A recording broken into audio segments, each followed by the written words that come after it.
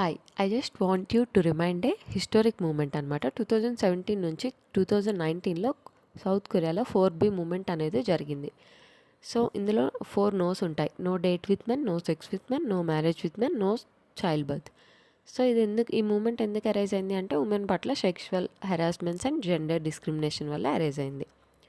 So, ఇది నాకు ఇప్పుడు ఎందుకు గుర్తొచ్చిందంటే కరెంట్లీ ఉమెన్ డ్రెస్సింగ్ మీద మన కంట్రీలో చాలా కాంట్రవర్సీస్ అండ్ ఆర్గ్యుమెంట్స్ జరుగుతున్నాయి కదా, అందుకు గుర్తొచ్చిందనమాట.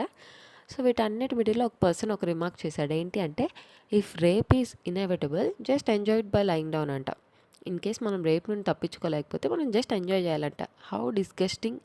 ఈ రిమార్క్స్ ఎక్కడ జరిగాయో తెలుసా? కర్ణాటక అసెంబ్లీలో జరిగింది. ఒక పొలిటీషియన్ చెప్తే దానికి మళ్ళీ స్పీకర్ నవ్వడం. సో, వీటన్నిటిలోనే నాకు ఒక పవర్ఫుల్ కోట్ గుర్తొచ్చింది. ఇది కూడా 4B మూమెంట్లో ఉంది అనమాట. I will not give birth to a life that will oppress me. If the world born from my body oppresses me, I will not let that world exist. ఎంత బాగా చెప్పారు కదా. నాకు ఇప్పుడు ఒక్కొక్కసారి ఏమనిపిస్తుంది అంటే మేబీ ఈ మూమెంట్ అండ్ ఈ కోట్ మళ్ళీ ఎరేజ్ అవుతాయేమో అనిపిస్తుంది.